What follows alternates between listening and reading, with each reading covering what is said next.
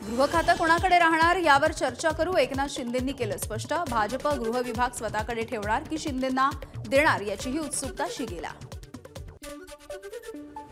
गृह खातं शिवसेनेला मिळावं, आज बैठक झाली तर मुद्दा मांडणार संजय शिरसाट यांचं वक्तव्य।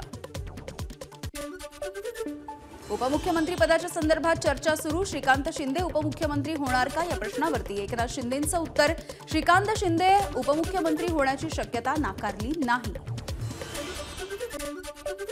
एकनाथ शिंदेंनी उपमुख्यमंत्री व्हावं, गुलाबराव पाटील यांनी इच्छा केली व्यक्त, तर माझ्या मंत्रिपदाबाबत शिंदे निर्णय घेतील, गुलाबराव पाटील यांचं वक्तव्य। मुख्यमंत्री कोण होणार हे भाजप ठरवणार, भाजपच्या निर्णयाला शिवसेनेचा पाठिंबा, आमच्या मनामध्ये काहीच किंतु परंतु नाही, काळजीवाहू मुख्यमंत्री, एकनाथ शिंदेंचं वक्तव्य। महाविकास आघाडीचे 29 उमेदवार ईव्हीएमच्या विरोधात लवकरच सर्वोच्च न्यायालयामध्ये याचिका दाखल करणार, ईव्हीएममध्ये मानवी हस्तक्षेप करून निवडणुका जिंकल्याचा आरोप करत याचिका केली दाखल, ठाकरे गटाचे पराभूत उमेदवार दीपेश म्हात्रे यांची माहिती। ईव्हीएम हॅक होऊ शकतात म्हणणारा व्हिडिओमधला दावा खोटा, सोशल मीडियावरती फिरणाऱ्या व्हिडिओवरती निवडणूक आयोगाचं स्पष्टीकरण, व्हिडिओमधल्या व्यक्तीच्या विरोधात मुंबई सायबर पोलिसांमध्ये गुन्ह्याची नोंद, आयोगाकडून माहिती। जितेंद्र आव्हाड यांची गटनेतेपदी निवड, रोहित पाटील शरद पवारांच्या पक्षाचे प्रतोद, रोहित आर पाटील यांच्यावरती महत्त्वाची जबाबदारी। 19 किलोच्या व्यावसायिक गॅस सिलेंडरच्या दरामध्ये 16 रुपये 50 पैशांची वाढ, घरांमध्ये वापरल्या जाणाऱ्या 14.2 किलो एलपीजी सिलेंडरच्या किमतीमध्ये सध्या तरी कोणताही बदल नाही। नोव्हेंबर महिन्यामध्ये तब्बल 1,40,00,000 लोकांचा विमान प्रवास, तर 18 नोव्हेंबरला 5,05,000 लोकांनी विमान प्रवास करत एका दिवसामधील प्रवासी संख्येचा नवा विक्रमी टप्पाही गाठला। काळजीवाहू मुख्यमंत्री एकनाथ शिंदे आणि श्रीकांत शिंदे ठाण्यात पोहोचले, 2 दिवसांच्या दरे गावातल्या दौऱ्याच्या नंतर शिंदे ठाण्यात परतले, शिंदे परतल्यामुळे राजकीय घडामोडींना वेग येणार का याकडेही लक्ष। दरेगावामधून परतताच एकनाथ शिंदे आणि दीपक केसरकर यांची भेट, दीपक केसरकरांची शिंदेंशी ठाण्यामधल्या निवासस्थानी अर्धा तास चर्चा। अविनाश जाधवांचा मनसे ठाणे जिल्हाध्यक्ष पदाचा राजीनामा, ठाणे शहर विधानसभेमधून अविनाश जाधव यांचा पराभव, पराभवाची जबाबदारी स्वीकारत जाधव यांनी दिला राजीनामा।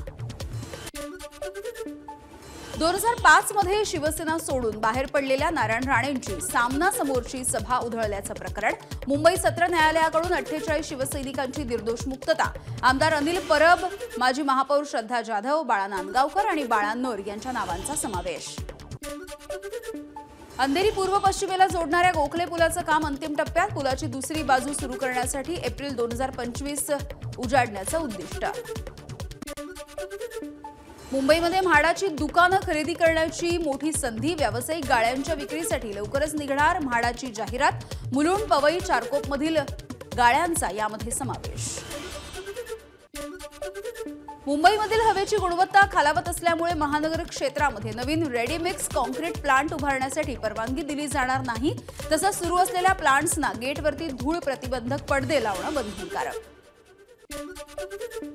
मुंबईमध्ये गारठा वाढल्यामुळे विजेच्या मागणीमध्ये घट, दैनंदिन मागणी 3000 मेगावॅटवरून 2500 मेगावॅटपर्यंत घटली।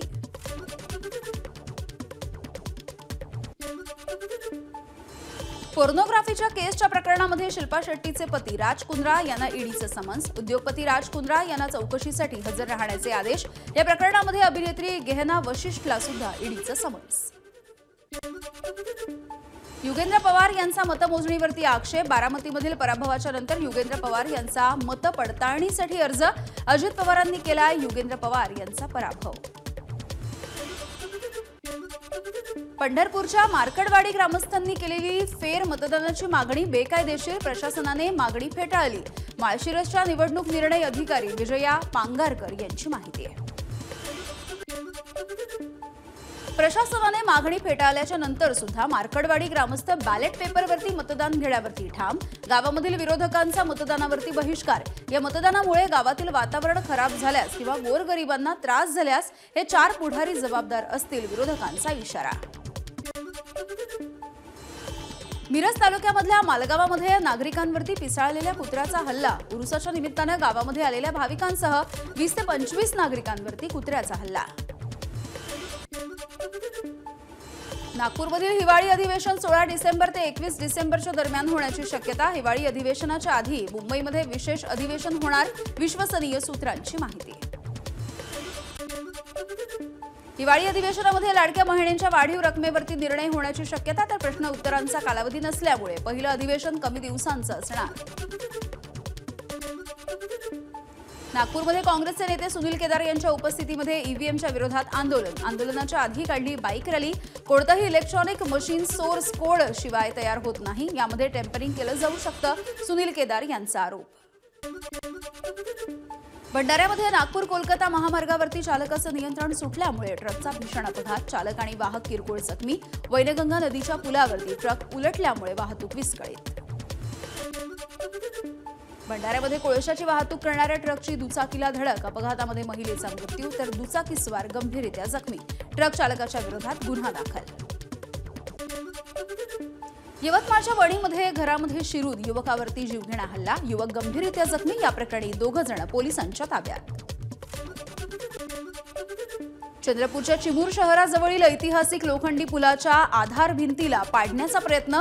भिंती शेजारील पुलाच्या दुरुस्तीचं काम सुरू असल्यामुळे आधार भिंत पाडण्याचा प्रयत्न, मात्र भिंत पाडण्याला स्थानिकांचा विरोध। वाशिमच्या लोणीमध्ये संत सखाराम महाराज पुण्यतिथीच्या निमित्तानं रथोत्सव संपन्न। 100व्या रथोत्सवाला मोठ्या संख्येनं भाविकांची उपस्थिती। नाशिक जिल्ह्यामध्ये सुहास कांदेंचा भावी पालकमंत्री अशा आशयाचा बॅनर झळकला। नाशिकमध्ये पालकमंत्री पदासाठी छगन भुजबळ सुद्धा आग्रही। अहिल्यानगरच्या पाथर्डीमध्ये रोहित पवारांच्या नेतृत्वामध्ये महाविकास आघाडीचं ईव्हीएमच्या विरोधात आंदोलन। ईव्हीएम मशीनची प्रतिकृती जाळून केलं आंदोलन। नाशिकच्या पालकमंत्रीपदी भुजबळांना संधी द्यावी, यासाठी युवक राष्ट्रवादी महादेव मंदिरामध्ये उद्या करणार अभिषेक। भाजप आणि शिंदे गटाच्या नंतर आता राष्ट्रवादीचा सुद्धा नाशिकच्या पालकमंत्रीपदावरती दावा। अक्कलकुवाचे आमदार आमशा पाडवी यांच्यावरती गुन्हा दाखल। महिला आणि तिच्या भावाला मारहाण केल्याचा पाडवी यांच्यावरती आरोप। गुन्ह्याच्या निषेधार्थ पाडवी समर्थकांकडून अक्कलकुवा बंदची हाक, तर पाडवींच्या निषेधार्थ मोलगी गावामध्ये मोर्चा। नाशिक शहरामधील विविध भागांमधून चोरीला गेलेले मोबाईल नाशिक पोलिसांनी मूळ मालकांना केले परत। 20 लाख किमतीचे 130 मोबाईल शोधण्यामध्ये नाशिक पोलिसांना यश। नांदेडमध्ये शिवसेना पदाधिकाऱ्यांकडून बॅनरबाजी। एकनाथ शिंदे पुन्हा एकदा मुख्यमंत्री व्हावेत अशा आशयाचे लागले बॅनर्स। तुळजापूरच्या अणदूरमध्ये देवेंद्र फडणवीस मुख्यमंत्री व्हावेत, यासाठी खंडोबा देवाची महाआरती। राणा जगजितसिंह पाटलांची ही मंत्रीपदी वर्णी लागावी, यासाठी कार्यकर्त्यांचं खंडोबाला सांकडं। तुळजाभवानी देवीच्या चरणी परभणीमधील भाविकाकडून 11 तोळे सोन्याची मोहनमाळ दान।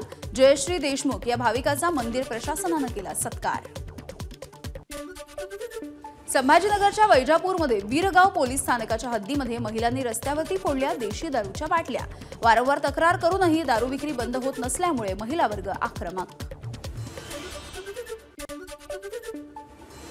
नांदेडच्या सिडको भागामधील MIDC मधील तिरुमला ऑइल इंडस्ट्रीजला आग, 4 जण जखमी। कोकणामध्ये पुढील 4 दिवस पावसाचा अंदाज। फेंगल चक्रीवादळामुळे सिंधुदुर्गामधील वातावरणामध्ये बदल। 3 आणि 4 डिसेंबरला येलो अलर्ट जारी। पावसाच्या अंदाजामुळे काजू आणि आंबा बागायतदार चिंतेत। रत्नागिरी नगर परिषद हद्दीमधील पुतळ्यांची 2 ते 5 डिसेंबरच्या कालावधीमध्ये मध्यरात्री 1 ते 4 वाजेपर्यंत रेडिओग्राफी होणार। रेडिएशनमुळे त्रास होऊ नये यासाठी रहदारी सुद्धा बंद राहणार। रायगडच्या अलिबागमध्ये समुद्र किनाऱ्यावरती पर्यटकांची मोठी गर्दी। पर्यटकांनी घेतला बनाना राईड आणि बोटिंगचा मनसोक्त आनंद।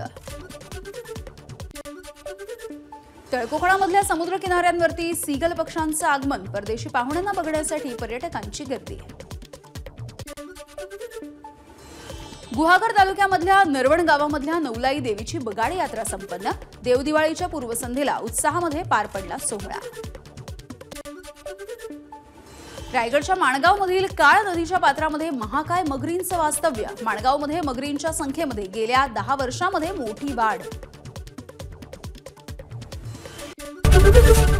एबीपी माझा, उघडा डोळे बघा नीट.